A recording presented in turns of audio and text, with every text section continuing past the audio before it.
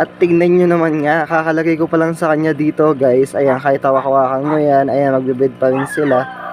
No, yung feeling na kakalagay mo pa lang sa kanya, tapos ayan, nagbreed na naman sila. Ang problema ko talaga ngayon, saan ko lalagay yung sandamakmak ng mga babies. Tingnan nyo, kahit hawak-hawakan mo, kahit ganyan-ganyanin mo guys, ayan, sobrang kapit pa rin.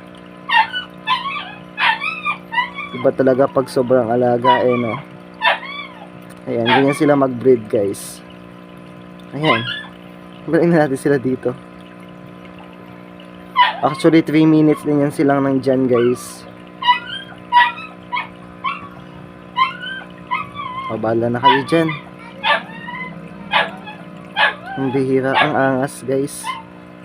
Oops. Sige boy, ayusin mo.